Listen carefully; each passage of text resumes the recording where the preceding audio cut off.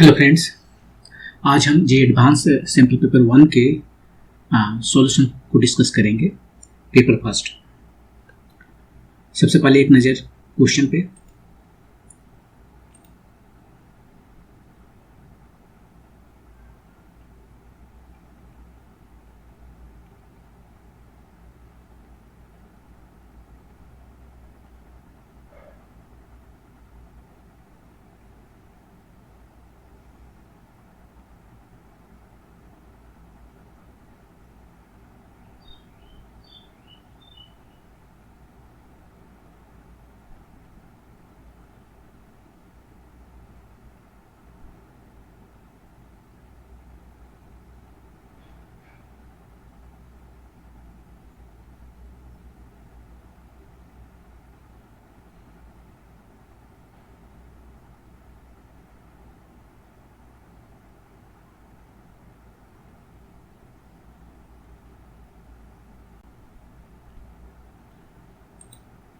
तो ये थे क्वेश्चंस।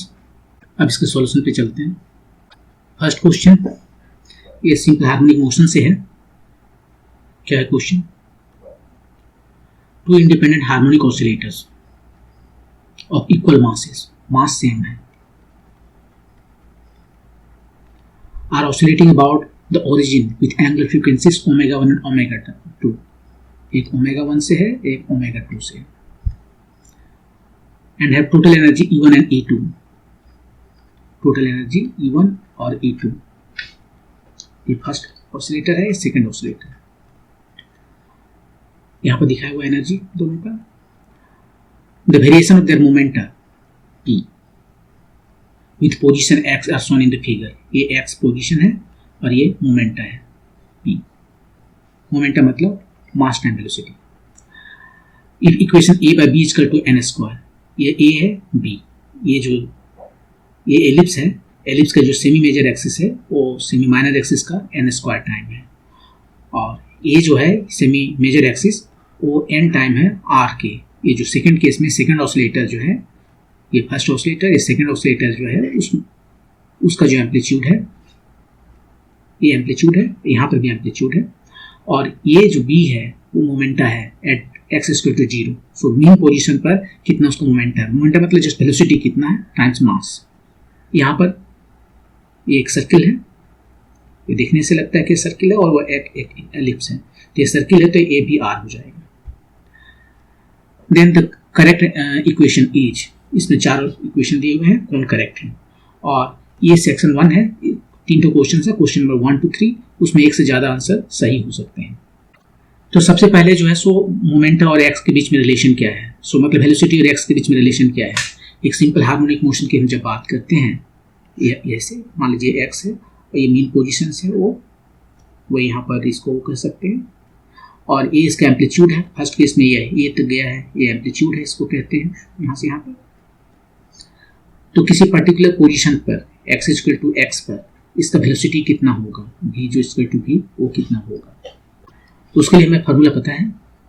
वेलोसिटी जो होता है वो होता है omega square root over amplitude square minus x square, और ये भी जो है मैक्सिमम होता है when x equal to 0 mean position पर, और मिनिमम होता है at x equal to amplitude यहाँ पर, और वो मिनिमम 0 भी होता है। एनीवे, तो यहाँ पर जो है यदि बातें करें यहाँ पर, तो एम्पलीट्यूड कितना, ये इसका वेलोसिटी यहाँ पर क्या हो जाएगा, और यदि मास से मल्टीप्लाई कर दें तो ये मोमेंटा भी हो जाता है, राइट। तो मोमेंटा में ही दिया हुआ है तो मोमेंटा को ही लिखते हैं। ये हो गया मोमेंटा, P से कैपिटल P से दिखाया, हम भी कैपिटल P से दिखाएंगे, इक्वल टू ओमेगा। ये हमारे पास एक इक्वेशन आ गया मोमेंटा और एक्स में, और यही कभी सर्किल है कभी एलिप्स है। यहाँ से आप निकाल सकते हो कभी सर्किल कभी एलिप्स, डिपेंडिंग ए का वैल्यू कितना है, ए बी में क्या रिलेशन है, बी पी और ए में क्या रिलेशन है। एनीवे, अब हम केस 1 में चलते हैं। इधर से ये फर्स्ट ऑसिलेटर के लिए चलते हैं, और इसमें हम जो सेकंड ऑसिलेटर के लिए चलते हैं। तो फर्स्ट ऑसिलेटर में क्या है, ये पी कितना है, एक्स इक्वल टू 0 पर, एक्स इक्वल टू 0 पर पी है, और ये कितना हो जाएगा, एम ओमेगा 1 इस केस में ओमेगा कितना है, ओमेगा 1 उसने बोला था, और एम्पलीट्यूड कितना है, ये है स्मॉल ए, जस्ट यही वैल्यू हो जाएगा यदि हम पी मैक्सिमम की बात करें, जो कि एम ओमेगा ए होता है एट एक्स इक्वल टू 0। अब दोनों केस में वही देखेंगे। इस केस में देखें exactly same, x equal to 0 पर पी कितना होगा, ये हो जाएगा एम आपकी ओमेगा 2 है, और ये एम्पलीट्यूड जो है सो आर है। यहाँ पर इसको P1 P2 कह देते हैं, और नेक्स्ट टाइम जो है सो हम क्या करते हैं, ये P1 कितना है यहाँ से देख सकते हैं, ये y एक्सिस P एक्सिस है तो ये B हो गया m ओमेगा 1a, और इस केस में हो गया r, right. So r is equal to m omega 2r। तो एक इक्वेशन ये हमें मिला, एक इक्वेशन ये हमें मिला, इसको यहाँ से हम काट भी सकते हैं, तो 1 is equal to m omega 2, equation number 2 इसको बोलते हैं। अब हमें क्या करना है, हमें रिलेशन निकालना है ओमेगा 1 ओमेगा 2 में, E1 E2 में। एनर्जी भी लिख लेते हैं, इधर एनर्जी कितना होगा, टोटल एनर्जी E1, वो एनर्जी कितना होगा, एनर्जी आप लिख सकते हो p²/2m, p जो काइनेटिक मोमेंट है ऐसे लिख सकते हैं। तो E1 हो जाएगा p², यही x इक्वल टू 0 पर हम देख रहे हैं सब कुछ, तो x इक्वल टू 0 पर केवल हमारे पास काइनेटिक एनर्जी है, काइनेटिक मैक्सिमम कहते हैं, जो कि x इक्वल टू 0 पर होता है। E2 ये टोटल एनर्जी जो है kinetic maximum, x equal to 0 same कर लेते हैं। तो ये मैक्सिमम कब होगा, x इक्वल टू 0 पर, और वो कितना है, वो है b हमारा, राइट, मोमेंटा b है, तो b²/2m, b²/2m, मास दोनों का सेम है, और इधर E2 हो गया r²/2m।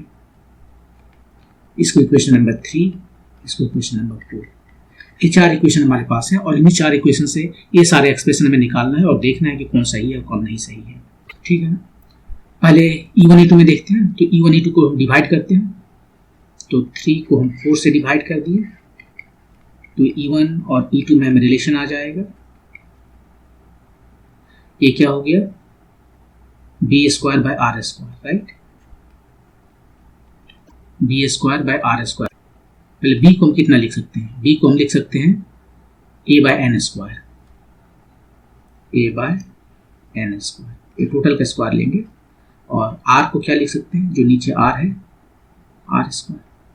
अब a को हम क्या लिख सकते हैं, b इक्वल टू a/n², और a को लिख सकते हैं nr, और ये r है, ये r² तो मैंने यहाँ ले लिया है, तो ये जस्ट r है, a की जगह पर यहाँ से देख के a equal to nr, a equal to nr times 1/r, और ये n², ये होल स्क्वायर, ये r और ये r चला गया, एक n भी चला गया, तो 1/n² है।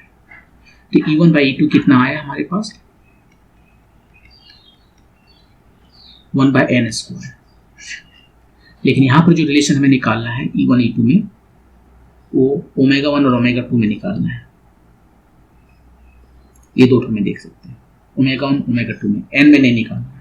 लेकिन n जो है आप देखेंगे यदि ध्यान से, n जो है सो फंक्शन है AB का, और यहाँ से देख रहे हैं यदि आप ओमेगा जो AB का फंक्शन है, इसका मतलब ओमेगा n का फंक्शन है, तो यहाँ पे n² जो है वो एक फंक्शन है AB का, ओमेगा 1 ओमेगा 2 AB का है, ऑफकोर्स AB का है, और A और B जो है सो फाइनली वो ओमेगा 1 और ओमेगा 2 का फंक्शन है। तो फाइनल आंसर ये नहीं है, तो हम देखेंगे कि n² और ओमेगा 1 ओमेगा 2 में क्या रिलेशन है, वो बाद में देखते हैं। पहले इसको हम इधर तो इक्वेशन A लिख लेते हैं, ठीक है। यहाँ पर जो है ये 1 और 2 से हम देखते हैं ओमेगा 1 ओमेगा 2 में क्या रिलेशन होता है, तो हम क्या करते हैं, b को 1 को 2 से डिवाइड कर देते हैं, तो ओमेगा 1/ओमेगा 2 ये राइट साइड में आ जाएगा, 1/2 हम डिवाइड करते हैं, तो 1 में क्या है, 1 है b equal to 1 omega b/1 m omega 1a, और ये था क्या है m omega 2, m omega 2, m तो चला गया और इस तरह से हमें मिल गया omega 1 by omega 2 equal to b by a, और b a के बीच में रिलेशन है इन टर्म्स ऑफ n, तो b बाय a जो है 1 by n square, 1 by n square. तो यहाँ से आप देख सकते हैं कि ओमेगा 1 ओमेगा 2 कितना है रिलेशन, ओमेगा 1 बाय ओमेगा 2 जो है सो 1 बाय n स्क्वायर का रिलेशन है, और यही 1 बाय n स्क्वायर यहाँ पर यदि हम लिखे यहाँ से जाके तो ये क्या हो जाएगा 1 by n square equal to omega 1 by omega 2। तो इस तरह से हमें क्या मिला, E1 by E2 equal to omega 1 by omega 2, कहाँ पर है E1 by E2 equal to omega 1 by omega 2, option number 4 ये सही हुआ। और दूसरा ऑप्शन कौन सा सही हुआ, यहाँ पर देख रहे हैं omega 1 by omega 2 equal to 1 by n square, omega 1 by omega 2 equal to 1 by n square, ये omega 2 by omega 1 equal to n square, तो उसको उल्टाया, दोनों का प्रोडक्ट n स्क्वायर नहीं है, तो ये नहीं हुआ, ये नहीं हुआ, तो ये दोनों हमारा ऑप्शन सही है। तो इसमें हमने क्या किया, सबसे पहले देखिए यहाँ पर जो ये ग्राफ है एक्स एक्सिस में जो डिस्प्लेसमेंट है और वाई एक्सिस में मोमेंटा है, मोमेंटा मतलब मास टाइम वेलोसिटी, और वेलोसिटी का एक्सप्रेशन में पता है m omega square root over a square minus x square, जहाँ a एम्पलीट्यूड है। इस केस के लिए तो p यहाँ से हम लिख सकते हैं, और p मैक्स क्या होगा एट x इक्वल टू 0, और वो कितना होगा जस्ट एम्पलीट्यूड होगा, x इक्वल टू 0 हो गया। तो यहाँ पर हम देखते हैं, इसको हम यदि देखें तो x इक्वल टू 0 पर कितना मोमेंटा है b, अब मोमेंटम होता है कितना m omega a, m omega इस केस में ओमेगा 1 है और एम्पलीट्यूड a है। सेम इधर लिखते हैं, इस केस में मोमेंटा कितना है r, क्योंकि सर्कल है, r equal to mass times इस एक्सप्रेशन से ओमेगा, इस केस में ओमेगा 2 है और ये एम्पलीट्यूड r है। r को फैक्टर आउट करके दूसरा इक्वेशन लिख लिया। ये दोनों को यदि हम डिवाइड करते हैं यहाँ पर, तो b by A equal to आता है omega 1 by omega 2 times a।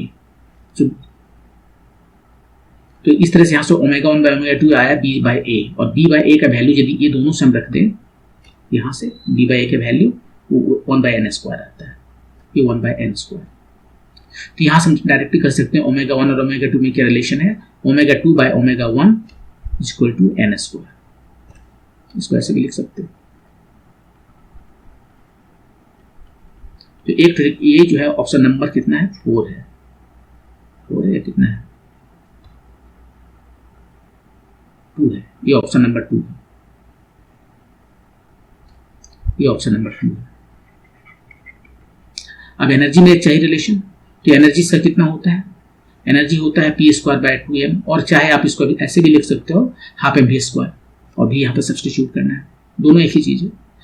और ऐसे E2 का वैल्यू लिखें b स्क्वायर बाय 2m, और b ये दोनों केसेस में यहाँ पर b है और यहाँ पर b ने p स्क्वायर बाय 2m, और p इस केस में b है, इस केस में r है। यहाँ पर देखिए हमने क्या लिया है, काइनेटिक एनर्जी का मैक्सिमम वैल्यू लिया है, क्योंकि इस वक्त पोटेंशियल एनर्जी 0 है, तो काइनेटिक एनर्जी का जो मैक्सिमम है वही इसका मैक्सिमम एनर्जी है, टोटल एनर्जी है E1। और ये दोनों को डिवाइड किए तो हमें आया b square by r square, और b को हम a का टर्म में लिखे तो a बाय n स्क्वायर और टाइम्स 1 बाय r यहाँ पे है, और ये टोटल का स्क्वायर यहाँ पर है। बस वैल्यू सब्सटीट्यूट किए, ये 1 by n, a equal to फिर यहाँ से हम देख सकते हैं जो a b के बीच में रिलेशन है, a b r और m के बीच में जो रिलेशन है यहाँ से हम देखते हैं, तो ये वैल्यू आ गया 1 बाय n स्क्वायर फाइनल। और अभी भी देखें कि 1 बाय n स्क्वायर जो है सो क्या है ओमेगा 1 बाय ओमेगा 2 है, तो ओमेगा और e में हमें रिलेशन मिल गया। क्या रिलेशन है, E1 by E2 equal to omega 1 by omega 2, जो कि ऑप्शन नंबर ए है, E1 by E2 equal to omega 1 by omega 2। तो इस तरह से इसका सॉल्यूशन हो गया 2 और 4।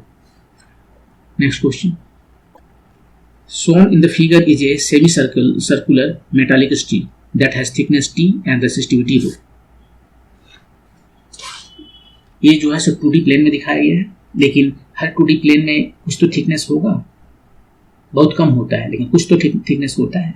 तो ये यदि XY प्लेन है, ये X है, ये Y है, तो Z एक्सिस होगा किधर, ये Z है, और Z में इसका थिकनेस जो है सो है, तो यहाँ पे इसको हम ऐसे कर सकते हैं कि ऐसे बनाया हुआ है, ऐसे, तो फिर एक ये ऐसे बनाया हुआ है, और ये जो है सो थिकनेस है इसका, तो ये थोड़ा मोटा है, वो टी वैल्यू दिया हुआ है, थिकनेस है टी, इसका रेसिस्टिविटी है आर, आर ये जो कि मटेरियल का प्रॉपर्टी है, और इनर रेडियस है R1 जो यहाँ दिखा रहा है, ये R1, और outer radius R2। If A voltage V0 is applied between 2 inch, यहाँ पर थोड़ा मिस्टेक है, ये V1 नहीं होगा, V0 होगा, ये V0 is applied between 2 inch, ये दोनों इंच के बीच में अप्लाई किया गया है। एक करंट I फ्लोज, I का करंट जो है सो फ्लो कर रहा है, इधर से जा रहा है, इधर से निकल रहा है। In addition it is observe that a transverse voltage डेल भी develops between its inner and outer surface, ये दिखा रहा है, इनर और आउटर के बीच में जो है एक वोल्टेज डेवलप हो गया डेल्टा भी between inner and outer surface due to purely kinetic effect of moving electrons, केवल ओनली काइनेटिक एनर्जी की वजह से। यहाँ पर कुछ भी हम मैग्नेटिक फील्ड की बातें नहीं कर रहे हैं, ये जो मैग्नेटिक फील्ड क्रिएट करेगा उसकी वजह से इसमें कोई चेंज आए वो उसकी बात नहीं कर रहे हैं, वो भूल जा रहे हैं। Then figure is schematic and then ये 4 का ऑप्शन है, फिगर स्कीमेटिक है, स्केल नहीं दिया हुआ है, ठीक है। तो अब इसमें से कौन कौन सा ऑप्शन सही है? करंट का वैल्यू दिया हुआ है एक्सप्रेशन, वो सही है। दूसरा है the outer surface is at higher voltage than the inner one, या उल्टा इसका, the outer surface is lower voltage at the inner surface. और चौथा, ये जो डेल्टा भी है, यहाँ पर जो वोल्टेज अक्रॉस द स्क्रीन यहाँ पर डेवलप हुआ है वो प्रोपोर्शनल है करंट स्क्वायर के। ये 4 ऑप्शन दिए हुए हैं, कौन सही है बताना है। तो सबसे पहले हम देखते हैं, करंट निकाल के देखते हैं। तो करंट यदि हमारे पास एक सर्किल, एक जस्ट वायर होता इस तरह से वायर, और इसमें हम कुछ वोल्टेज लगा देते हैं V0, इसमें करंट फ्लो करता है I, तो I कितना होता है V0/R, और R को हम कैसे निकाल सकते थे? R जो है तो इसका रो मटेरियल प्रॉपर्टी जो यहाँ दिया हुआ है, इसका लेंथ L बाय ये जो थिकनेस है, मान लीजिए ये भी T इसका थिकनेस है, जैसे इस केस में बताया है, इस केस में भी इसका थिकनेस यदि T है तो एरिया कितना हो जाएगा? एरिया हो जाएगा L, ये थिकनेस है तो ये भी बताना पड़ेगा ना, ये एरिया लेना पड़ेगा। तो ये थिकनेस है तो दोनों तरफ सेम है या अलग अलग? मान लीजिए विड्थ B है तो BT, ऐसे बताते। तो यहाँ पर लेकिन वायर जो है, यहाँ पर अब वायर ऐसा नहीं है, वायर यहाँ पर सेमी सर्कुलर है और वो भी बेंड किया हुआ है। तो हमें क्या करना पड़ेगा? हमें जो है सो अब इसका रेजिस्टेंस निकालना पड़ेगा। अब आप इसको ये सोच सकते हैं कि यहाँ पर बहुत सारा वायर है, एक वायर A है, ऐसे ही और भी वायर है, यहाँ से लेकर यहाँ तक बहुत सारा वायर है, इनफाइनाइट वायर है, और वो सारे जो है सो पैरेलल है ना, उसका एक एंड प्लस से और दूसरा एंड माइनस से, तो उसका रेजिस्टेंस में निकालना पड़ेगा। सब पहला काम हमारा है कि रेजिस्टेंस इसका कितना है वो निकालते हैं। रेजिस्टेंस ये जो सेमी सर्कुलर प्लेट या जो भी है, ये स्ट्रिंग जो है, स्ट्रिंग होगा, इसको निकालेंगे। तो सबसे पहले इसका रेजिस्टेंस कितना होगा? रेजिस्टेंस जो है, इस जो वायर हम देख रहे हैं इसका रेजिस्टेंस कितना होगा?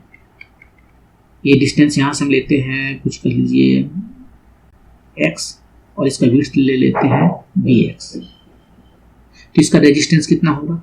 dr रो l लेंथ कितना है, यहाँ से यहाँ तक लेंथ कितना है? ये सेमी सर्किल है तो ये लेंथ हो जाएगा 2πr, 2π, इसका r रेडियस है जो कि x होगी,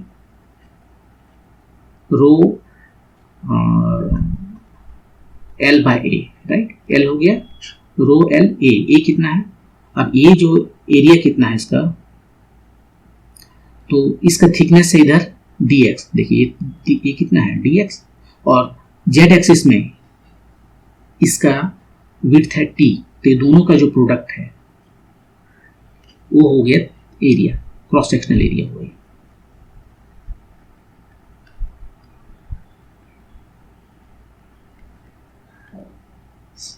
ये बिल्कुल वैसा ही है जैसे कि इस जो रड है हमारा है, इसमें जो क्रॉस सेक्शनल एरिया निकालते हैं तो कैसे निकालते हैं? a टाइम्स ये t है हमारा है, और ये कितना है? इस केस में ये dx है,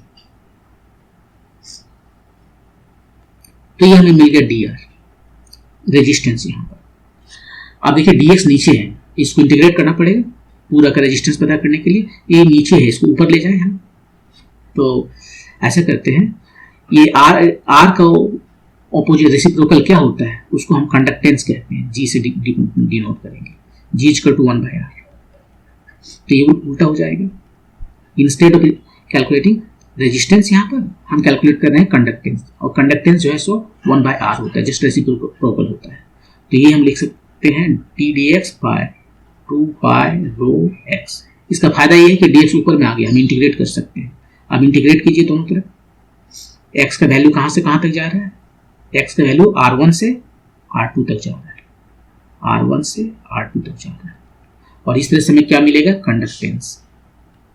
कंडक्टेंस यदि ये टोटल सिस्टम का कंडक्टेंस मिलेगा, यहाँ से निकाल लीजिए। ये t कांस्टेंट है, 2π कांस्टेंट है, r कांस्टेंट है, 1/x, जिसका t/2π(ρ), जिसका इंटीग्रेशन होता है log x, r1 to r2 इसको वैरी करना है, x को वैल्यू रखिए इसका, और आपको आ गया t/2π(ρ) ln r2/r1। पहले r2 रखिए, फिर माइनस दीजिए r1, ln r2 minus ln r1, जिसको ln r2/r1 कर सकते हैं। ये g है सो 1/r है, g जो है सो कंडक्टेंस है, और r जो है सो रेजिस्टेंस है। इस पूरे सिस्टम का रेजिस्टेंस यदि r है तो 1/r इसको इतना वैल्यू में मिल गया। ठीक है, अब हमें क्या निकालना है, करंट निकालना है। तो करंट के लिए हमें क्या करना होगा, जो वोल्टेज है वो अप्लाई किए वो डिवाइडेड बाय r, 1/r यहाँ पे पता है हमें, तो v0/2π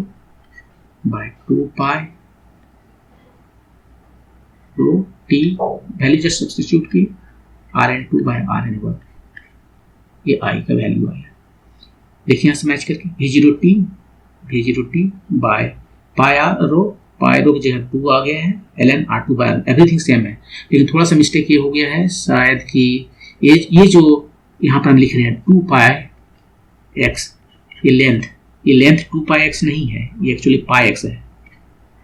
यही 2 मैंने मिस्टेक यहाँ कर दिया, इसको हटा देते हैं, क्योंकि सेमी सर्किल है। ये हमने सर्किल कंप्लीटली सर्किल का सर्कमफेरेंस लिखा था, तो 2 हमने एक्स्ट्रा लिख दिया था, इसको हटाते हैं।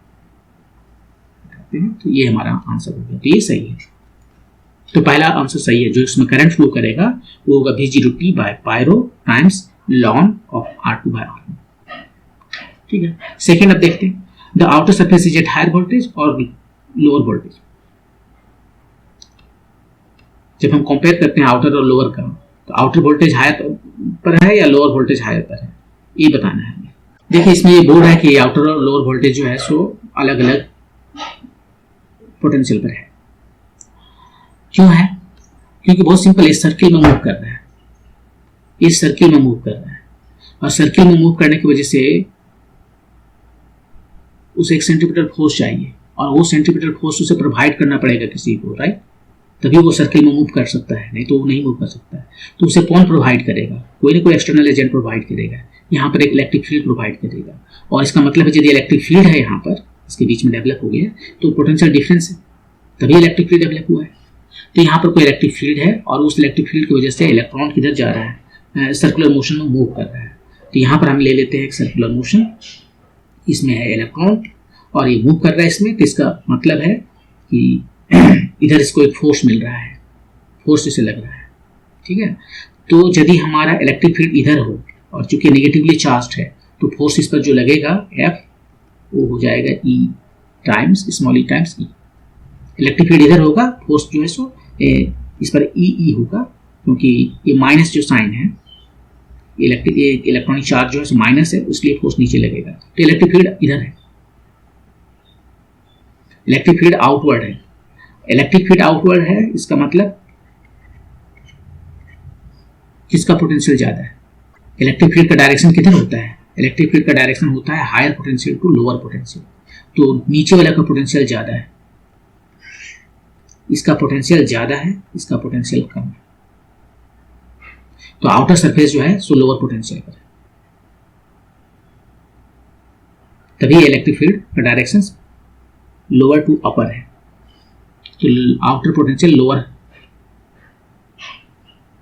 आउटर सरफेस जो है वो लोअर वोल्टेज है। ये आंसर हो गया।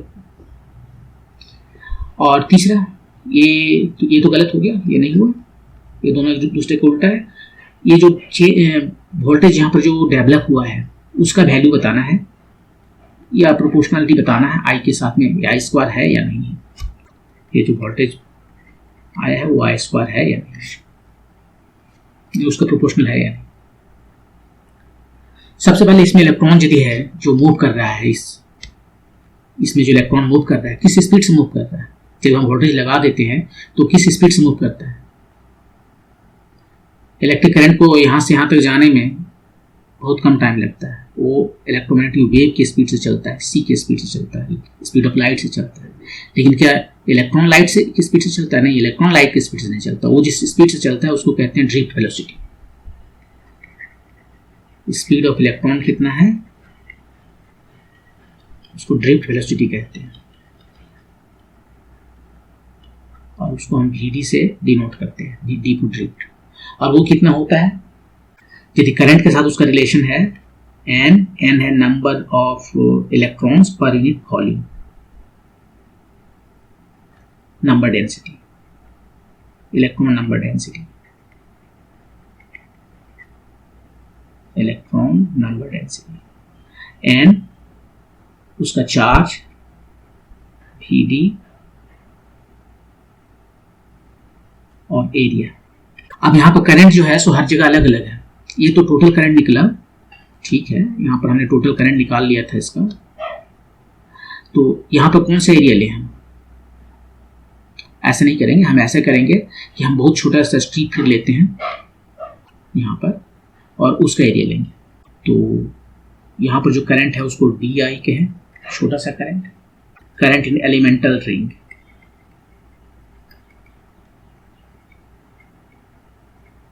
जो रिंग हमने कंसीडर किया था उसमें जो करंट होगा एन ई वी डी, और ये हो जाएगा टाइम डी एक्स। ये जो रिंग हमने कंसीडर किया था इसमें कुछ करंट चल रहा है, यहाँ कुछ और करंट चल रहा है, और ये मैंने सारा करंट टोटल निकाला था ऐड अप करके। तो यहाँ पर वेलोसिटी सब जगह अलग अलग है, इसलिए हम एक बार की नहीं लिख सकते। वेलोसिटी इलेक्ट्रॉन का यहाँ कुछ और है, यहाँ कुछ और है, यहाँ कुछ है, यहाँ कुछ और है, इसलिए करंट के साथ हम इसको कौन सा वेलोसिटी लिखेंगे, इसलिए हमें एलिमेंटल रिंग लेना पड़ा। और फिर ये वैल्यू जो मुझे पता है, जब हम ये आई निकाल रहे थे तो वो वैल्यू हमें पता हुआ था यहाँ से। ये डी आर हमें है और वोल्टेज पता है, तो ये भी पता है, डी आर पता था, तो यहाँ से हम इसको कह सकते हैं ये जो वोल्टेज तो सेम है, voltage V equal to I R, तो ये हो गया D R N E V D T D X. और V0 डी आर कितना वैल्यू है यहाँ से देख लीजिए, ये निकाला था rho pi x by t D x, rho pi x by t D x. N E V d, n e अलग अलग है, v D T D x, t d s चला गया, और इस तरह से हमें मिल गया v d V0 by n e rho pi x. अब जो है सर्कुलर मोशन कंसीडर करते हैं। जब हमें वेलोसिटी पता हो गया इलेक्ट्रॉन का तो हम सर्कुलर मोशन कंसीडर करेंगे। सर्कुलर मोशन के लिए एक सेंट्रीपिटल फोर्स चाहिए, और वो फोर्स इसके बराबर होता है बाय रेडियस, रेडियस यहाँ पर एक्स है उसका, ये होता है सेंट्रीपिटल फोर्स जो कोई प्रोवाइड करेगा। ये सेंट्रीपिटल फोर्स, इसको किसी न किसी को प्रोवाइड करना पड़ेगा। तो वो प्रोवाइड कौन कर रहा है? यहाँ पर इलेक्ट्रिक फील्ड कर रहा है। ई का डायरेक्शन जो है सो इनवर्ड है, क्योंकि ये जो है ई आउटवर्ड है, ये एक्स है। अब यहां से ये भी क्या है? Vd है, velocity of electron, drift velocity. Vd की वैल्यू रख दीजिए mv0 स्क्वायर बाय, ये तो x हो गया और बाकी सबका square, n square, e square, rho square, pi square, x square equal to e. तो इलेक्ट्रिक फील्ड कितना आया, बाकी सब तो कांस्टेंट है, उसको के कह देंगे, जो कांस्टेंट नहीं है वो केवल एक्स, और एक्स है नीचे में, एक्स का पावर 3 आया, और बाकी सब कांस्टेंट है। कांस्टेंट की यदि जरूरत हुआ तो लिखेंगे, ये है V square M by pi square N square E square rho square, ये कांस्टेंट है। अब यहाँ पर हम क्या करते हैं, यदि इलेक्ट्रिक फील्ड हमें पता चल गया है, यहाँ पर जो इलेक्ट्रिक फील्ड है वो पता चल गया है, तो हमें डेल्टा भी पता चल जाएगा। तो डेल्टा भी कितना है, minus electric field dot D, एक फार्मूला होता है, यहीं से पोटेंशियल भी डिफाइन करते हैं। तो इलेक्ट्रिक फील्ड यहाँ पर जो है सो minus K by R cube x cube, और डायरेक्शन ई और डी आर का डायरेक्शन जो है सो दोनों सेम है, ये आउटवर्ड है और डी आर का भी डायरेक्शन आउटवर्ड है, तो दोनों इसको डी एक्स कहना चाहिए, सेम हो गया, ठीक है। अब इसको इंटीग्रेट कीजिए, माइनस के बाय माइनस के इंटीग्रेट करते हैं तो x to the power -2 by -2, तो आता है के बाय, और एक्स का वैल्यू कहां से कहां तक जाएगा, R1 टू R2, ठीक है, के बाय 2, पहले R2 है उसको लिखेंगे, फिर -R1 है उसको लिखेंगे, और के का वैल्यू यदि लिखें फिर सर, तो के जो है सो देखिए वी स्क्वायर के प्रोपोर्शनल है, इसको हम के इज इक्वल टू यहाँ पर वी नॉट स्क्वायर भी रहने दें, और नहीं तो फिर रखते हैं सबका वैल्यू, बोलेंगे कि कितना बार आप ये अचीव कर रहे हैं, M V nought square by pi square N square, इधर कुछ मिस्टेक भी हो सकता है, लेकिन मुझे उससे फर्क नहीं पड़ता क्योंकि हमें प्रोपोर्शनलिटी निकालना है। अब देखिए यहाँ पर जो है डेल्टा भी किसके प्रोपोर्शनल है,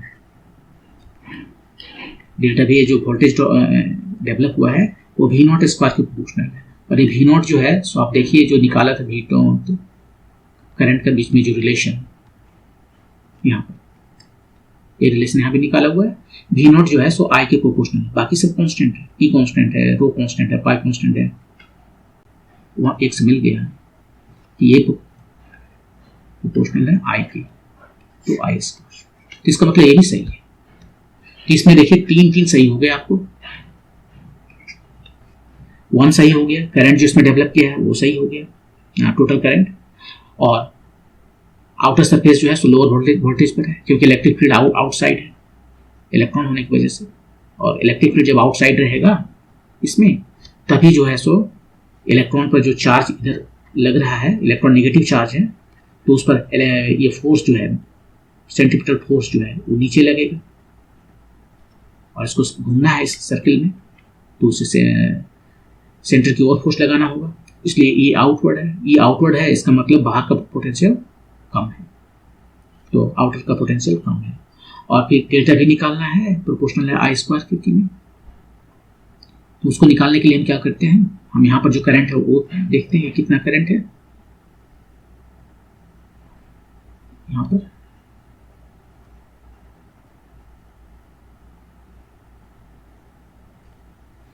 वो करंट जो है सो वेलोसिटी के साथ रिलेटेड है, और यहाँ से ये जो करंट है वो मुझे भी पता है, ये दोनों को हमने इक्वेट किया, ये एक्चुअली डी आई ही होगा, दोनों की इक्वेट किया यहाँ से, और हमें एक रिलेशन मिल गया वी का, वी के बारे में मुझे पता चल गया कि वी डी प्रोपोर्शनल है वी नॉट की, और 1/x है। अब सर्कुलर मोशन देखते हैं, सर्कुलर मोशन में क्या होता है, वी स्क्वायर बाय आर होता है इक्वल टू सेंट्रीपिटल फोर्स, और ये सेंट्रीपिटल फोर्स प्रोवाइड करता है कोई एक्सटर्नल एजेंट, वो है ई, और इसको मैंने सिंप्लीफाई किया तो ई का वैल्यू हमें मिला है k/x क्यूब। अब ई हमें इलेक्ट्रिक फील्ड का वैल्यू मिल गया, तो हमें ये जो वोल्टेज है +2 पॉइंट वो मिल जाएगी, कहाँ से कहाँ तक, R1 से R2 तक का वोल्टेज ड्रॉप है वो मिल गया हमें, और वो आया हमें इतना वैल्यू, और यहाँ पे मैं देख रहा हूँ कि वी स्क्वायर के प्रोपोर्शनल है, लेकिन पहले ऑप्शन से जो कि सही है, वी स्क्वायर जो है प्रोपोर्शनल है आई स्क्वायर के, तो ये भी डेल्टा भी जो है सो आई स्क्वायर के प्रोपोर्शनल है, तो इस तरह से ये भी आंसर सही है। Okay, next question, in the circuit shown L = 1 micro Henry, C is equal to 1 microfarad, R is equal to 1 kilo ohm, ऐसे भी दिया हुआ है. They are connected in series with an AC source, V is equal to V0 sin omega t. सब कुछ दिखा रहे हैं. Which of the following option is और are correct? कौन सही है? At omega is equal to 0, approximately 0, the current flowing through the circuit becomes nearly 0. ये होता है क्या? करंट कितना होगा कैसे डिसाइड करेंगे? करंट जो है सो डिसाइड करेंगे, हमने जो वोल्टेज अप्लाई किया है ये V इसको टू V बोलते हैं इसको, डिवाइडेड बाय इम्पीडेंस. यहाँ पर जो है केवल रेजिस्टेंस रहता तो R होता, केवल X रहता, ये कैपेसिटर रहता तो XC, उसका रेजिस्टेंस के इक्विवेलेंट जो है वो होता है 1/ωc, और इसका एक रेजिस्टेंस का इक्विवेलेंट जो है वो XL equal to omega L. इसको कहते हैं इंडक्टिव रिएक्टेंस, इसको कहते हैं कैपेसिटिव रिएक्टेंस. रेजिस्टेंस के इक्विवेलेंट है. और देखिए यहाँ पर क्या है, V/Z क्या हो जाएगा? अब Z जो यहाँ पर निकालते हैं, ये सारे सेम फेज में नहीं रहते हैं, जो सप्लाई है उसके साथ में करंट इसमें जो फ्लो कर रहा है और ये जो वोल्टेज सप्लाई है दोनों सेम फेज में नहीं रहते. यदि केवल रेजिस्टेंस रहता तो सेम फेज में रहते हैं, यदि ये केवल इंडक्टर हो तो नीचे रहता है XL, और ये कैपेसिटर है XC, ये ऊपर रहता है. और तीनों को वेक्टर सम के रूप में हम यदि ऐड करें तो हमें एक वेक्टर मिलता है जिसको Z कहते हैं, इम्पीडेंस. और ये Z कितना हो जाएगा, ये वाला टर्म कितना है, ऊपर में XC है और XL यहाँ नीचे में है, उसको माइनस कर दिए और इधर R है. ये दोनों का पाइथागोरस थ्योरम से निकाल सकते हैं, R² plus XC minus XL और स्क्वायर. तो करंट हमें कितना आ गया, V0 sine omega t divided by R² plus XC को हम क्या लिखते हैं 1/ωc, ωc minus omega L. अब पहला क्वेश्चन जो है सो ओमेगा जो है सो ऑलमोस्ट 0 है, एकदम 0 रहता है तो इन्फिनिटी हो जाता है, लेकिन ऑलमोस्ट 0 है, मतलब ये बहुत ही, ये क्या हो जाएगा, ऑलमोस्ट 0 है तो ये हो गया ऑलमोस्ट इन्फिनिटी, बहुत बड़ा हो गया, और ये 0 हो गया, और ये कुछ भी रहे क्या फर्क पड़ता है. यहाँ पर जो क्वांटिटी है ये टोटल जो है 1/∞ हो गया है, बहुत बड़ा नंबर आ गया है इन्फिनिटी. तो ये इसको तो 0 होना ही है, तो करंट जो फ्लो करेगा उसको तो 0 होना ही है, तो ये तो सही ऑप्शन है. यदि ये AC को हम DC में कन्वर्ट कर दें तो उसका फ्रीक्वेंसी क्या होता है, DC जो करंट है उसका फ्रीक्वेंसी कितना होता है, उसका फ्रीक्वेंसी होता है, वो जो फ्रीक्वेंसी है इसका फ्रीक्वेंसी होता है ऐसे, राइट, 1 सेकंड में कितना बार जा रहा है, और वो जो है 1 सेकंड में कितना बार जा रहा है, 0 बार जा रहा है, उसी का फ्रीक्वेंसी 0 होता है. लेकिन तब तो करंट फ्लो करता है, राइट. लेकिन करंट कब तक फ्लो करता है, यदि LCR सर्किट है, एक बैटरी लगा देंगे तो उसमें चार्जिंग स्टार्ट हो जाएगा, और जब एक बार फुली चार्ज हो जाएगा उसके बाद करंट फ्लो ही नहीं करेगा, ऑलमोस्ट 0 हो जाएगा. ये उसी सिचुएशन की बात कर रहा है कि यदि इसको हम कन्वर्ट कर दें ओमेगा इक्वल टू 0, फ्रीक्वेंसी 0 है, मतलब कि हमारे पास DC करंट आ गया, और जब DC करंट आ गया तो एक बार चार्ज हो जाएगा, शुरू में चार्ज हो जाएगा, उसके बाद में कुछ नहीं, करंट फ्लो ही नहीं करेगा. ये वही सिचुएशन है. Okay, next question, next option, the frequency eight which the current will be in phase with the voltage is independent of R. कब ये इसका वोल्टेज जो है सो फेज में होगा, फेज कहाँ से आएगा, फेज ये वाला एंगल देगा फाई, ये एंगल देगा फेज, तो कॉस फाई कितना हुआ, यहां से कॉस फाई कितना हुआ, R/Z, R/Z, R/Z, Z का वैल्यू कितना हो गया, R² plus 1/ωc minus omega L. जो फाई 0 कब होगा, फाई 0 कब होगा, फाई 0 होगा यदि ये दोनों सेम हो जाए, तभी 0, और तब ये क्या बन जाएगा, cos फाई R/R. R का वैल्यू चाहे कुछ भी रहे वो इंडिपेंडेंट ऑफ R. R का वैल्यू 10 ओम रहे या 1 किलो ओम रहे या 10 किलो ओम रहे, जब ये दोनों जीरो सेम हो जाएगा तब यहाँ एक cos फाई जीरो हो जाएगा, cos फाई 1 हो जाएगा, राइट। cos फाई जो है सो 1 हो जाएगा, इसका मतलब फाई जीरो हो जाएगा। तो वो आर पर डिपेंड नहीं करता है। आर का वैल्यू एक 10 ओम रहे, 1000 ओम रहे, 1 मेगा ओम रहे, कुछ भी रहे, ये यदि जीरो हो गया तो ये फाई जो है सो 1 हो जाएगा। और फाई इक्वल टू 1 का मतलब है कि करंट और जो इसमें सर्किट में फ्लो कर रहा है वो सप्लाई के फेज में है। Current will be in phase with supply. तो ये आर पर डिपेंड नहीं करता, आर चाहे कुछ भी हो। ये केवल इस चीज़ पर डिपेंड करता है कि ये दोनों का ये जो क्वांटिटी है वो सेम हो जाए। और ये कब होता है? ये रेजोनेंस में होता है। जब ये दोनों सेम होता है तो यहाँ से आप निकाल सकते हो ओमेगा कितना आया, ओमेगा आया 1/LC स्क्वायर। तो ये जो है सो कंडीशन है रेजोनेंस में, रेजोनेंस में ही। और उसके बाद आर पर बिल्कुल डिपेंड करता ही नहीं है। तो ये एक ही कंडीशन में इसका फेज, करंट में का फेज वोल्टेज के सेम होगा, करंट और वोल्टेज दोनों का फेज सेम होगा जब ये रेजोनेंस में रहेगा, और उस वक्त डिपेंड करता ही नहीं, आर चाहे कुछ भी रहे। तो ये ऑप्शन सही है। Third, the current will be in phase with the voltage if omega is equal to 10⁴ radian per second. तो अभी हमने बताया कि current will be in phase with the voltage at resonance. तो रेजोनेंस का एक फ्रीक्वेंसी है क्या, वो यहाँ से देख सकते हैं। ओमेगा हमें पता चल गया है, इसको कलर चेंज करते हैं।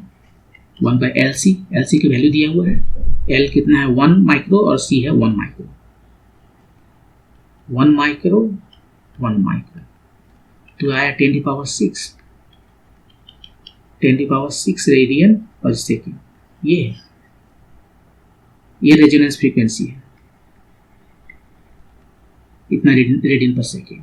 और तब करंट और वोल्टेज जो है सो फेज में रहेगा, इन फेज इतना रहना चाहिए। उसने 10⁴ बोला तो ये गलत हो गया, तो ये गलत हो गया। Next, at omega is much greater than 10⁶ radian per second the circuit behaves like a capacitor.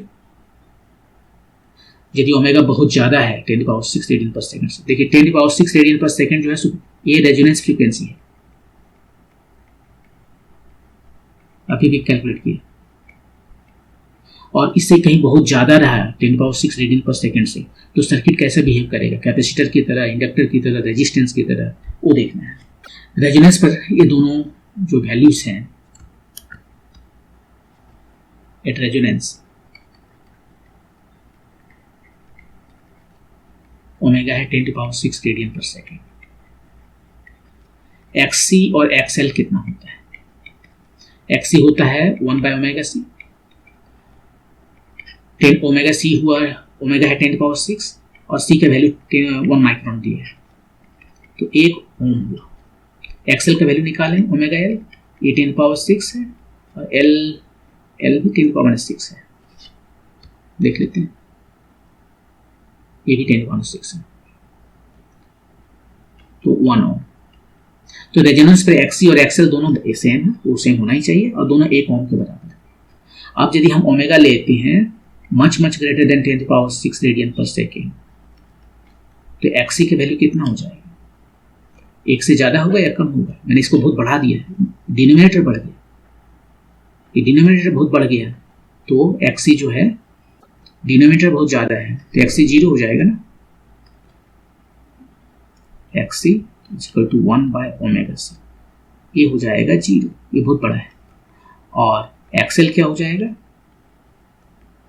Omega L, ये हो जाएगा इन्फिनिटी। ठीक है, ये खत्म हो गया, XC जो है सो 0 हो गया, मैंने भूल जाइए XC, ये कोई रिएक्टेंस दे ही नहीं रहा है, बिल्कुल कंडक्टर की तरह काम करेगा, पास कर जाएगा करंट, कोई रिएक्टेंस नहीं दे रहा। जो भी रिएक्टेंस दे रहा है वो XL दे रहा है, इंडक्टर दे रहा है, तो ये इंडक्टर की तरह बिहेव करेगा, ना कि कैपेसिटर की तरह। तो और ये जो ऑप्शन है last option, at omega is much greater than 10⁶ radian per second the circuit behaves like a capacitor, नहीं, ये कैपेसिटर नहीं, ये इंडक्टर की तरह बिहेव कर रहा है, तो ये ऑप्शन भी गलत हो गया। तो इस तरह से हमने देखा इसमें कि कौन कौन से ऑप्शन सही थे। ओमेगा जब 0 के सेम इक्वल टू है, बराबर है, अप्रोक्सीमेटली 0 है, तो करंट कितना फ्लो करेगा उसमें, नियरली 0। हाँ, वो हम तो करंट कैसे निकालते हैं, करंट निकाल लिए, वोल्टेज जो अप्लाई है वह इम्पीडेंस है। और यहाँ पर हम देख सकते हैं कि यदि ओमेगा बहुत ज़्यादा हो गया, ओमेगा 0 हो गया, तो ये तो 0 हो गया, लेकिन ये क्वांटिटी इन्फिनिटी हो गया, और इसलिए इन्फिनिटी से डिवाइड किया तो 0 आ गया, तो सही हो गया। और frequency eight which the current will be in phase with the voltage is independent of current will be in phase with voltage only at resonance. और रेजोनेंस में क्या होता है, ये दोनों सेम हो जाता है, और तब cos फाई कितना आता है, R/R। ये आप समझ सकते हैं कि ये दोनों एक दूसरे का इफेक्ट को कैंसिल कर दिया, ये बिल्कुल रेजिस्टेंस की तरह बिहेव कर रहा है। और रेजिस्टेंस का वैल्यू चाहे कुछ भी रहे, कोई फर्क नहीं पड़ता, उसमें जो करंट फ्लो करेगा वो फेज में होगा वोल्टेज से। तो ये दोनों सही है, और ये दोनों सही नहीं था। यहाँ पर बोल रहा था resonance current will be in phase with the voltage at omega is equal to 10⁴ radian per second. ये जो करंट है वो फेज में होता है वोल्टेज के साथ, केवल रेजोनेंस में। और रेजोनेंस में मतलब ये दोनों सेम हो जाएगा, ये क्वांटिटी खत्म हो जाएगा, 0 हो जाएगा। और यहाँ से ओमेगा आता है 1/√LC। एल और सी का वैल्यू दोनों ही माइक्रोन में है, दोनों को हम वैल्यू रखें तो 10⁶ रेडियन पर सेकेंड आता है, जो लेकिन यहाँ पर बोल रहा है 10⁴ रेडियन पर सेकेंड है, तो ये गलत हो गया। लास्ट ऑप्शन है कि ओमेगा बहुत ज़्यादा है 10⁶ रेडियन पर सेकेंड से, तो सर्किट कैसे बिहेव करता है, कैपेसिटर की तरह कि इंडक्टर की तरह। तो अभी देखिए रेजोनेंस पर जो है ओमेगा कितना है 10⁶ रेडियन पर सेकेंड, तो जो रिएक्टेंस है कैपेसिटर का वो है 1 ओम, और एल का इंडक्टर का जो रिएक्टेंस है वो भी है 1 ओम, दोनों सेम है। रेजोनेंस पर तो दोनों का सेम होना पड़ेगा। अब ओमेगा इससे कहीं बहुत बहुत ज़्यादा हो गया, तो ये बड़ी ज़्यादा हो गया है, तो XC 0 हो गया, मतलब इंडक्टर वो कैपेसिटर कुछ है ही नहीं, वो इंडक्टर वो एक कंडक्टर की तरह बिहेव कर रहा है। और ओमेगा एल ये जो है ओमेगा बहुत ज़्यादा हो गया, तो ये इन्फिनिटी आ गया, बहुत ज़्यादा आ गया, तो जो भी इफेक्ट दिखेगा वो इंडक्टर का दिखेगा, ना कि कैपेसिटर का। तो लास्ट ऑप्शन भी गलत हो गया, क्योंकि उसने कहा कि ये this behaves like a capacitor, जबकि फैक्ट ये है कि वो भी that behaves as an inductor. Okay, अब मूव करते हैं नेक्स्ट क्वेश्चन पे। इसमें जो है सो ओनली वन ऑप्शन जो है सो सही है, एक से ज़्यादा ऑप्शन सही नहीं है। तो हमें देखते हैं, the smallest division on the main scale of a vernier calliper is 0.1 centimetre. एक MSD कितना दिया है, 0.1 सेंटीमीटर, मतलब ये वाला जो है सो मेन स्केल है, ये वो 1 सेंटीमीटर है, 1 मिलीमीटर है, 0.1 centimetre. 10 divisions of the vernier scale correspond to the 9 division of the main scale. 10 division of vernier scale corresponds to 9 division of main scale. तो यहाँ से हम लिस्ट काउंट निकाल सकते हैं। द बेस्ट मेथड ये है कि आप n minus m divided by n करें, जबकि यहाँ पर है n VSD equal to m MSD। यदि ऐसा होता है तो डायरेक्ट आप फार्मूला के लिए यूज कर सकते हैं, least count is equal to n minus n by n, या फिर यही फार्मूला यहाँ से आ जाएगा, n VSD is equal to m MSD, 1 VSD is equal to m by n MSD। और लिस्ट काउंट जो है वो होता है 1 VSD माइनस 1 MSD। इसका मॉड होता है एक्चुअली, कभी कभी ये बड़ा हो जाएगा। तो यहाँ पे इसको सब्स्टिट्यूट करें तो आता है n minus m by n MSD, ये MSD है। यहाँ पे हमें पता चल गया लिस्ट काउंट कितना है, n कितना है 10 माइनस ये दोनों का डिफरेंस 10 माइनस 9, 1 बाय 10, इतना MSD, और MSD है 0.1 सेंटीमीटर, तो आया 0.01 सेंटीमीटर। ये हमें लिस्ट काउंट पता चल गया, ठीक है। The figure below on the left shows the reading of the calipers with no gap between its two jaws. जब दोनों जॉ के बीच में कोई डिस्टेंस नहीं, कोई गैप नहीं है, कोई ऑब्जेक्ट नहीं है उसके बीच में, तो 0 को 0 पर होना चाहिए था, लेकिन यहाँ पर 0 से 0 नहीं है। ये वर्नियर कैलिपर का 0 को 0 पर होना चाहिए था, लेकिन ये 0 पर वर्नियर स्केल का जो कैलिपर है वो 0 से थोड़ा पीछे है, तो इसमें एरर है, और वो एरर जो है सो नेगेटिव एरर है। तो यहाँ पर जो है सो नेगेटिव एरर है, नेगेटिव 0 एरर है। कितना, ये एरर को पता करना है, वो इतना है। यदि मान लीजिए यहाँ पर हम ये हमारा मेन स्केल में -1 भी रहता तो कुछ यहाँ पर आता, और ये मैच कहाँ कर रहा है, ये हमारा तो अभी एरर है। यदि हम लेफ्ट से राइट जाएं तो ये मैच कहाँ कर रहा है, ये देखिए मैच कर रहा है, 6 डिवीजन मैच कर रहा है, ये इसका 6 डिवीजन, 6 वर्नियर स्केल डिवीजन जो है मैच कर रहा है। इसका मतलब ये जो है सो 6 वर्नियर स्केल डिवीजन के बराबर है, ये कितना हो गया 4 वर्नियर स्केल डिवीजन के बराबर, क्योंकि 10 वर्नियर स्केल डिवीजन है इसमें, वर्नियर स्केल में 10 डिवीजन है। यहां से यदि हम रखते हैं इसको 0 पे यहां पर रख देते हैं तो ये मैच कर जाता लास्ट वाला, ये जो 10 है वो मैच करता 9 पर, ये माइनस पर नहीं होता, ये होता ये वाला, जस्ट हमें एग्जैजरेट कर दिए, ये वाला जो है सो -1 mm, -1 सेंटीमीटर नहीं, ये 0 से ये सेंटीमीटर है, ये सेंटीमीटर, -1 mm। यदि -1 mm पर रखते तो ये आ जाता 8 mm पर, यहाँ पर ना ये 10 है, ये यहाँ पर आ जाता है। इसको यदि हम थोड़ा राइट कर देते तो ये वाला यहाँ आ जाता है। तो अभी इसमें जो एरर है वो ए वाला एरर है, और ये कोरस्पॉन्ड्स करता है 4 MSD। ये एरर ये जो है सो 6 MSD दिखा रहा है। यहाँ से राइट तरफ जाते हैं तो 6 वर्नियर स्केल डिवीजन मैच कर रहा है, तो हमारा एरर जो है सो -4 VSD। 4 VSD का मतलब है, एक VSD कितना है लिस्ट काउंट, -0.04 सेंटीमीटर। ये एरर में पता चल गया। यहाँ पर रीडिंग देखेंगे, the figure on the right shows the reading with the solid sphere held between the jaws, correct diameter each। यहाँ पर रीडिंग देखिए, मेन स्केल रीडिंग कितना है,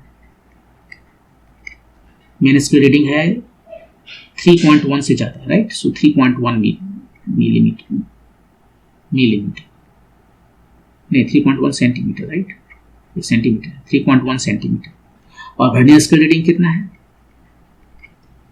वर्नियर स्केल रीडिंग देखिए कहाँ पर जाके मैच करता है, यहाँ पर मैच करता है, एक 1 VSD, 1 VSD मतलब 1 लिस्ट काउंट 0.01 सेंटीमीटर।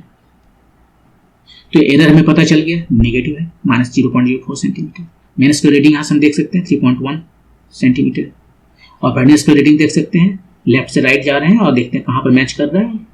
फर्स्ट एक ही जगह मैच करेगा, जहाँ भी मैच करेगा, ये फर्स्ट वाला मैच कर रहा है। तो 1 वर्नियर स्केल डिवीजन जो हो गया इसका वर्नियर स्केल रीडिंग, और एक वर्नियर स्केल रीडिंग जो है 1 वर्नियर स्केल डिवीजन जो है सो लिस्ट काउंट है 0.01 सेंटीमीटर। तो यहाँ से हम आराम से निकाल सकते हैं उसका डायमीटर क्या है। डायमीटर हो गया main scale reading plus vernier scale reading minus error. Main scale reading आया 3.1 सेंटीमीटर, वर्नियर स्केल रीडिंग आया 0.01 सेंटीमीटर माइनस 0.04 सेंटीमीटर, ये एरर है सब सेंटीमीटर में। तो कितना आ गया 3.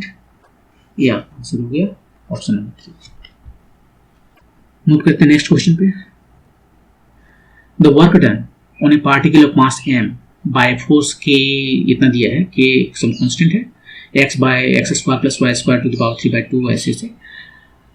When the particle is taken from point A0 to 0A along an arbitrary path in the xy plane each, ये हमारा A0 है और ये हमारा 0A है, ये ओरिजिन है। ये जो फोर्स लग रहा है वो सम कांस्टेंट, ये क्या हो गया, ये जो फोर्स है इसको हम लिख सकते हैं ऐसे xi + yj, और नीचे में है x² + y² 3/2। xi + yj, यहाँ पर कोई पॉइंट हम ले लें तो ये हो जाएगा डिस्टेंस, राइट, उस पॉइंट का डिस्टेंस r जस्ट बोलते हैं r, और x² + y², ये यदि xy कोऑर्डिनेट है तो ये r हो जाएगा, ये x है ये y है, r3। इसको हम लिख सकते हैं, ये डायरेक्शंस हो गया, और नीचे हम r कर सकते हैं कि r, नीचे r क्यों कर रहे हैं, तो गलत हो गया ना, टाइम्स r, तो ये हो गया r²। तो यहाँ पर आप ध्यान से देखिए फोर्स जो है वो किधर लग रहा है, रेडियली आउटवर्ड लग रहा है, वो तो ठीक है, लेकिन फोर्स जो है वो k/r² को दिखा रहा है। फोर्स जो है जो डिपेंड कर रहा है केवल r पे,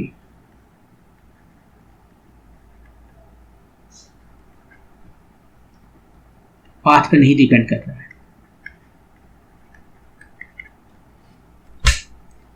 यदि ये इस पाथ में चलता, सर्कुलर पाथ में चलता, तो डायरेक्शन इसका हमेशा इधर है फोर्स का, और ये इधर चल रहा है तो इसके बीच एंगल बन रहा है, तो जीरो वर्क डन होता। Work done is equal to force time displacement, right. और ये हमेशा जीरो रहता है, यहाँ से यहाँ तक जाते हर जगह जीरो है, जीरो जीरो ऐड करते करते सब जगह जीरो आता है यहाँ से यहाँ तक। लेकिन अब इस रास्ते से नहीं जाकर हम कोई आर्बिट्री रास्ते से जाएं, इधर उधर से जाएं, लेकिन आना यहीं पर है। तो ये फोर्स जो देख रहे हैं वो केवल आर पर डिपेंड करता है।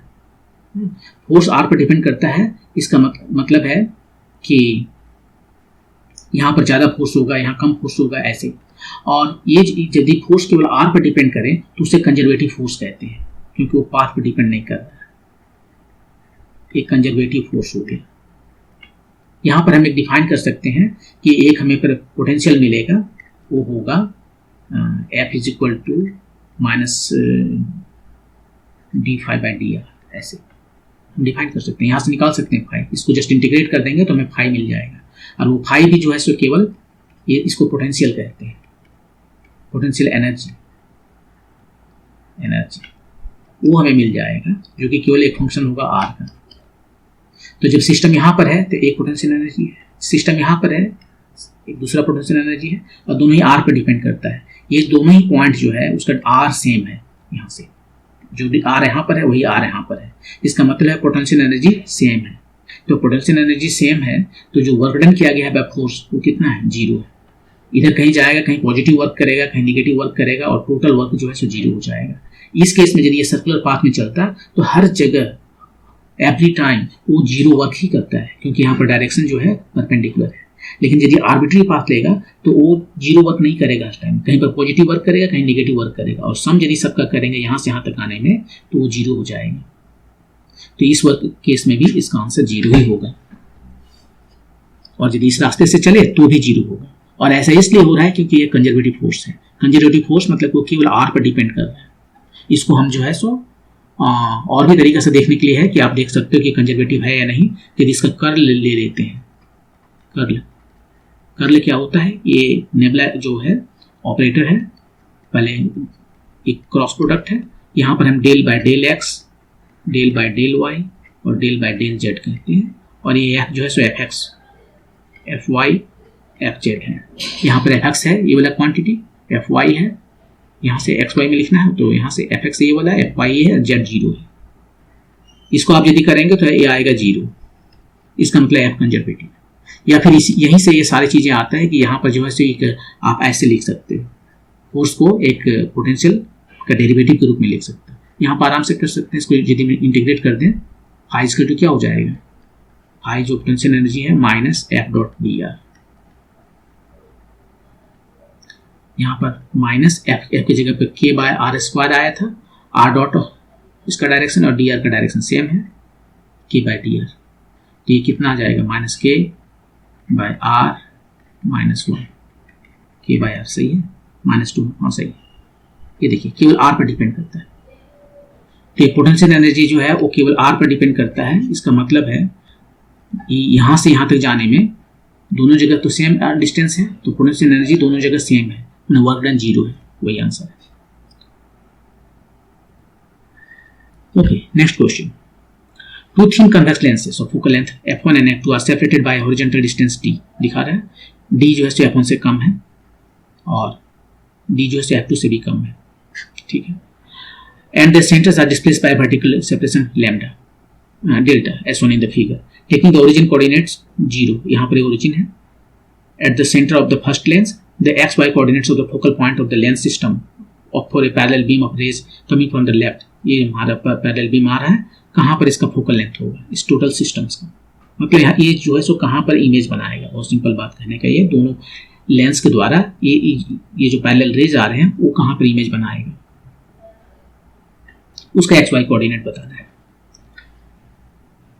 यदि ये यहाँ पर होता है, इस प्रिंसिपल एक्सिस पर होता, दोनों का प्रिंसिपल एक्सिस सेम होता, तब हमें पता है कि इस केस के लिए जब इन्फिनिटी से ऑब्जेक्ट आते हैं तो उसके लिए हम सीधे लिखते थे कि F equivalent equal to 1/f1 plus 1/f2 minus D f1 f2 infinity के लिए। लेकिन यहाँ पर वो सिचुएशन नहीं है, ये दोनों का प्रिंसिपल एक्सिस सेम नहीं है, तो हम ये फार्मूला नहीं लगा सकते। इसको हटा देते हैं। तो हम कैसे करें, एक एक करके हमें देखना पड़ेगा कि ये ऑब्जेक्ट जो है सो कहाँ पर कन्वर्ज करेगा। इसको लेंस 1 कहते हैं, इसको लेंस 2 कहते हैं। लेंस जो है ये पैरेलल है, तो इसका जो फोकल लेंथ है f1 वहां पर जाके कन्वर्ज करेगा। मान लीजिए ऐसे गया, ये नहीं रहे, भूल जाइए इसको भी, और इधर से भी इधर गया, भूल जाइए। यहाँ पर ये जो है सो f1 है, यहाँ से आता यहाँ पर जाके ऑब्जेक्ट बनाया। यहाँ पर इसको हम आई प्राइम कहते हैं, इंटरमीडिएट इमेज है। तो ये इमेज आई बनाया, L1 जो बनाया इमेज वो आई प्राइम बनाया। कितना डिस्टेंस है निकाल सकते हैं, वो f1 है। तो अब L2 के लिए देखते हैं, ठीक है। तो L1 जो है, जो इनफाइनाइट से लाइट आ रहा है उसको यहाँ पर कन्वर्ज कर दिया। अब हम L2 को देखते हैं। L2 इसके लिए ऑब्जेक्ट डिस्टेंस कितना हुआ, ये क्या हो गया, ऑब्जेक्ट डिस्टेंस हो गया, राइट साइड में है तो प्लस ये डिस्टेंस कितना हो गया, ये टोटल f1 है minus T, f1 minus T plus लिए क्योंकि राइट साइड में। इमेज कहाँ बनेगा वो मुझे नहीं पता, पता करना पड़ेगा। इसका फोकल लेंथ जो है so plus f2। Lens formula लगाते हैं, 1/f equal to 1/v minus 1/u, और यहाँ से 1/v equal to 1/f plus 1/u। f कितना है f2, u कितना है अभी भी निकला इधर, f1 minus f2, f1 minus d, तो कितना आ गया इधर f2, f1 minus d, f1 plus f2 minus d। तो भी हमें पता चल गया f2 f1 minus d by f1 plus f2 minus d, भी हमें पता चल गया।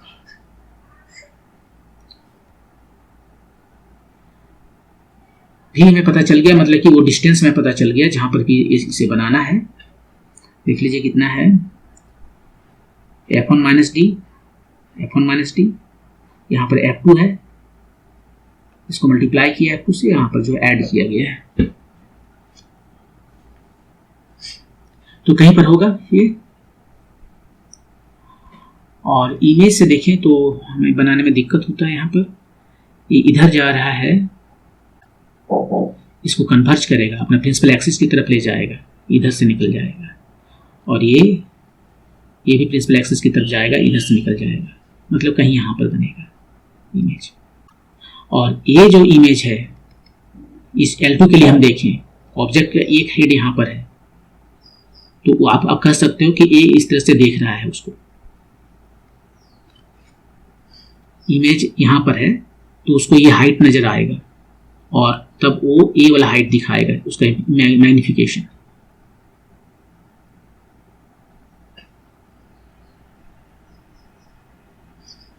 कहने का ये मतलब है यदि ये लेंस नहीं होता तो ये जो लाइट आ रहा है इन्फिनिटी से वो यहाँ पर कन्वर्ज करता है, इमेज बनता है। अब जैसे इसको इंट्रोड्यूस कर रहे हैं और इसका फोकल प्रिंसिपल एक्सिस थोड़ा शिफ्टेड है, तो वो देखेगा कि हमारे पास एक इतना बड़ा ऑब्जेक्ट है, कुछ इसका हाइट है, और depending on v and u जो इसका है, एक इसका मैग्निफिकेशन होगा। v हमें पता चल गया है तो मैग्निफिकेशन भी हम पता कर सकते हैं। मैग्निफिकेशन होता है v बाई u, और v का वैल्यू है f2 f1 minus D by f1 plus f2 minus D, और u का वैल्यू हमने कितना लिया था, u का वैल्यू था f1 minus D, f1 minus D, ये तो चला गया, f2 by f1 plus f2 minus D, और ये होता है हाइट, पहले का हाइट और दूसरे का हाइट। और पहले का हाइट कितना है, ऑब्जेक्ट का हाइट कितना है, ऑब्जेक्ट यहाँ पर है, सेकेंड लेंस के लिए ये ऑब्जेक्ट का काम कर रहा है, और उसका हाइट है ये जो कि दिया हुआ है एल, ये लैम्डा है, डेल्टा है, तो ये हो गया डेल्टा। एच प्राइम कितना हो गया, यहाँ से हमें पता चल गया, एच प्राइम हो गया f2 delta by f1 plus f2 minus D. ये हाइट चला गया। ये इसको कहाँ से मेजर कर रहे हैं, इसको मेजर कर रहे हैं प्रिंसिपल एक्सिस ऑफ L2 से, measured from principal axis of L2।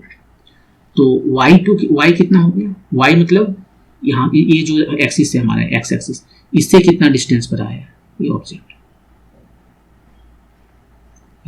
ये कितना डिस्टेंस पे आया, ये टोटल माइनस ए वाला, ये जो है सो हमारा भी एच प्राइम आया, ये total minus H prime, y equal to H total तो डेल्टा है माइनस एच प्राइम। यहाँ पर हम फिर से बना देते हैं एक बार, ये देखिए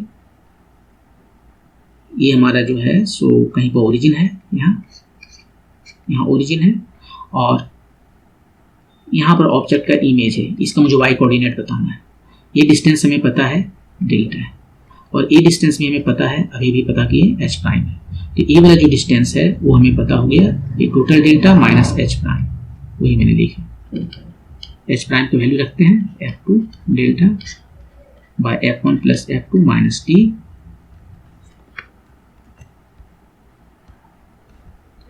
ये हो गया f1 plus f2 minus T minus f2 by f1 plus f2 minus T delta,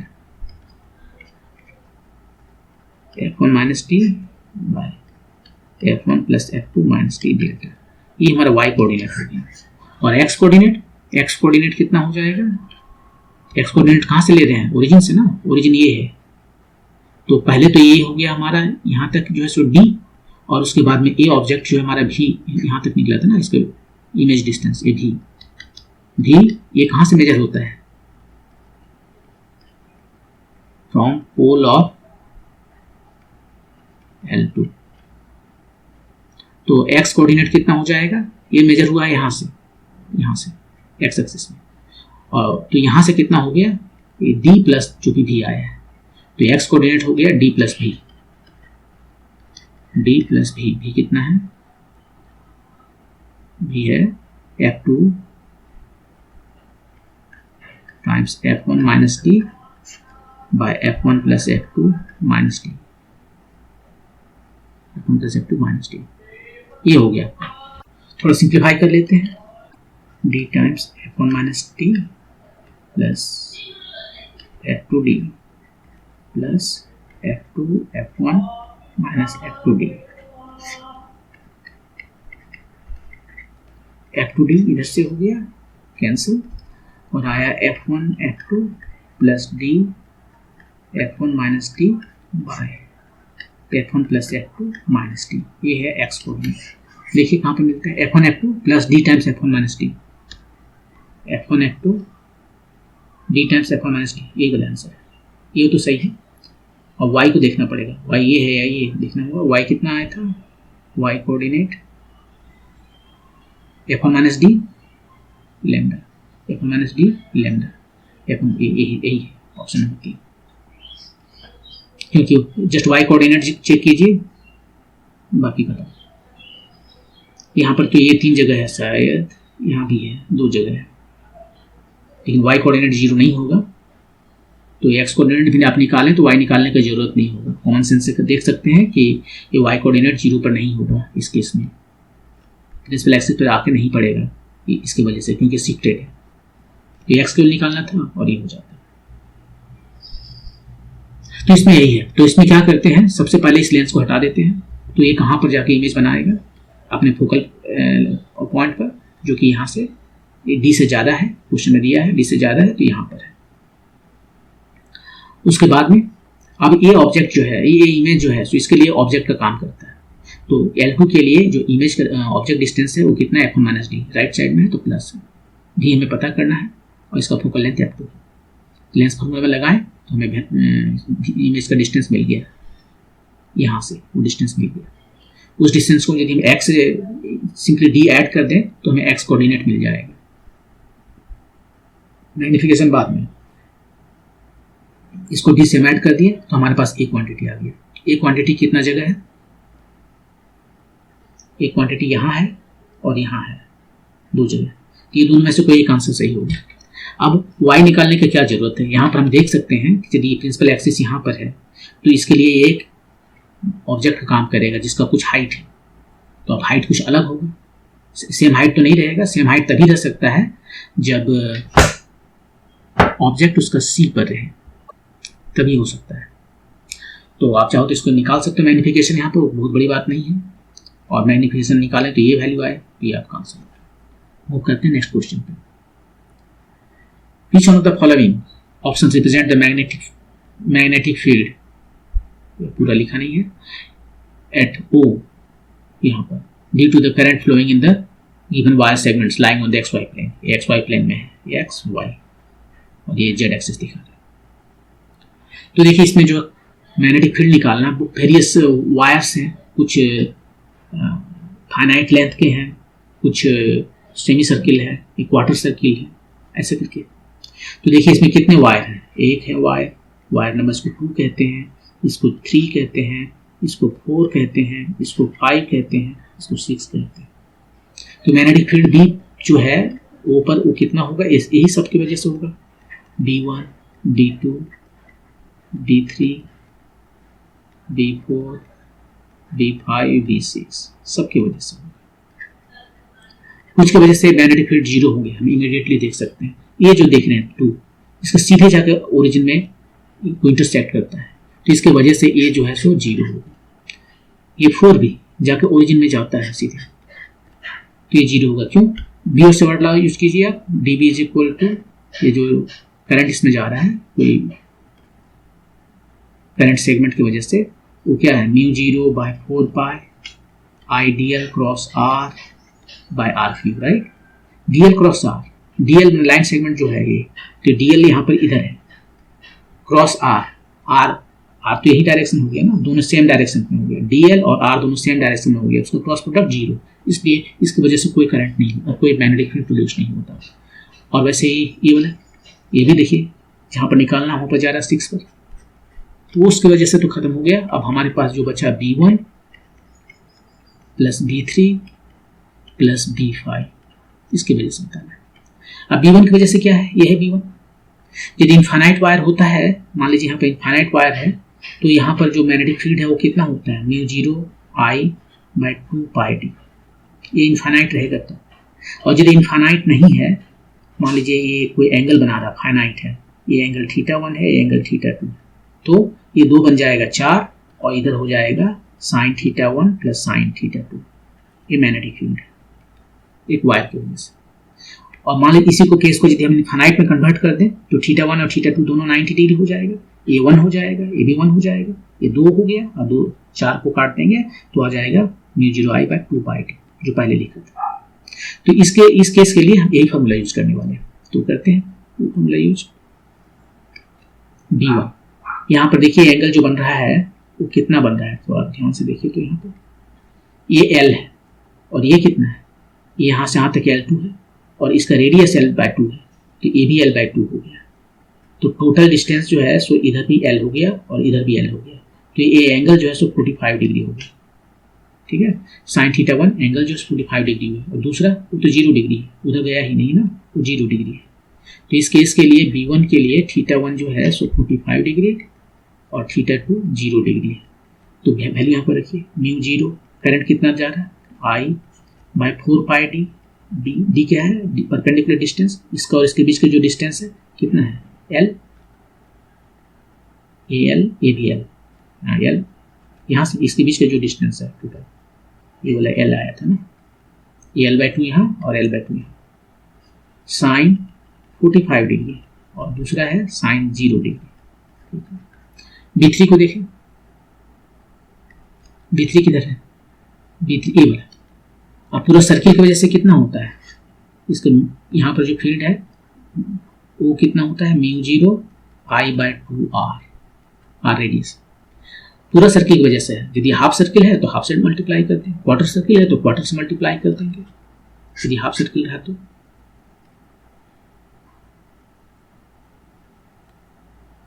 half circle रहा तो हाफ से मल्टीप्लाई कर देंगे, तो यहाँ पर वही करने वाले हैं, μ0 I by 2, रेडियस कितना है L/2, और इसको हम हाफ से मल्टीप्लाई कर देते हैं क्योंकि ये हाफ सर्किल है।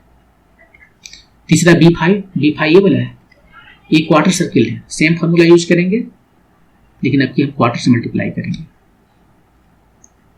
μ0 I by 2 टाइम्स रेडियस कितना है, इसका रेडियस भी अलग है, देखिए यहाँ पर रेडियस कितना है, ए एल बाई 2 है तो ए भी एल बाई 2 है, सॉरी ए एल बाई 4 है तो ए भी एल बाई 4 है, क्योंकि टोटल एल बाई 2 है, तो इसका रेडियस हो गया एल बाई 4, ये रेडियस हो गया, और ये टोटल को मल्टीप्लाई करना पड़ेगा क्वार्टर से, क्योंकि एक क्वार्टर सर्किल है। तो अब सबको हम यहाँ पर सिंप्लीफाई करते हैं, ये 2 चला गया, ये 2 दूनी 4 और 2 दूनी 4, 4 दूनी 8, 4 2 आया, ठीक है। यहाँ पे कितना हुआ वैल्यू, म्यू 0 आई, इसको आई कैपिटल लिखना था, नहीं ये तो फॉर्मूला है, हम इधर बना रहे हैं, mu 0 I by 4 pi L, ये हो गया 1 बाई स्क्वायर रूट ओवर 2, और यहाँ पर जो आया म्यू 0 आई बाय 2l, और यहाँ पर आया म्यू 0 आई बाय 2l, ठीक है। अब इसमें से जो कॉमन आ सकता है कॉमन कर लेते हैं, म्यू 0 बाय 2l, या l कॉमन करते हैं, हर जगह l ही है, l कॉमन करते हैं, तो इसमें क्या बच गया, इसमें बच गया 4 स्क्वायर रूट ओवर 2 पाई, और इसमें कितना बच गया, ये हो गया हाफ और half 1, mu 0 I by L, 1 by 4 square root over 2 pi plus half, ठीक है। कौन सा आंसर है, ढूंढना है। म्यू 0 आई बाय एल वो तो सब जगह है, 1 by 4 square root over 2, 1 by 4 square root over 2 pi plus 1 ये दोनों में से कोई है, 4 स्क्वायर रूट ओवर 2 पाई, यही बात। अब माइनस साइन तो साइन हमने ध्यान ही नहीं दिया ना, ये देखिए किधर जा रहा है, ये जा रहा है एंटी क्लॉकवाइज, राइट, क्लॉकवाइज, तो आप राइट हैंड रूल यूज कीजिए, अपना राइट हैंड लीजिए, उसके चारों जो फिंगर्स हैं, हाँ, उसको करंट के डायरेक्शन में रखिए, एक जगह रखिए, कहीं भी रखिए, इसकी वजह से हम देख रहे हैं, तो यहाँ पर इसका करंट रखिए, और उसके बाद में उसको कर्ल कीजिए। यदि आप उसे कर्ल कर रहे हैं करंट के डायरेक्शन में, तो आपका थंब का जो डायरेक्शन है वो दे रहा है मैग्नेटिक फील्ड का डायरेक्शन। आप देखेंगे कि चूंकि प्लेन में है, तो आप अपना कागज एक लीजिए, एक अच्छा टेबल लीजिए आप अपने, और टेबल पर जो है सोचिए करंट है, तो अपने फिंगर्स को ऐसे रखिए कि जो करंट टेबल पर आपको दिख रहा है उसके डायरेक्शन में रोटेट कीजिए अपना फिंगर्स को। आपका थंब जो है सो टेबल के नीचे जा रहा है, मतलब माइनस के एक्सिस, माइनस जेड एक्सिस है, तो इसलिए माइनस के यहाँ पर दिखा रहा है, ये के है, के अप पॉजिटिव डायरेक्शन में है ना, के पॉजिटिव डायरेक्शन में है, तो ये माइनस में दिखा रहा है, नेगेटिव डायरेक्शन में दिखा रहा है। वैसे आपको इतना ध्यान देने की जरूरत नहीं है, क्योंकि हर जगह वो क्वेश्चन सही बनाने के लिए हर जगह दिया है, ऐसा तो नहीं कि कहीं पर प्लस दिया है, तो आपको डायरेक्शन पर ध्यान देने की जरूरत ही नहीं है। आपको टाइम बचाना है तो जस्ट ये वैल्यू देखिए और आप आंसर करिए। तो इस पार्ट में इतना ही, वरना वीडियो बहुत लंबा हो जाता है। नेक्स्ट पार्ट में हम बाकी बचे हुए क्वेश्चन को सॉल्व करेंगे। Thank you.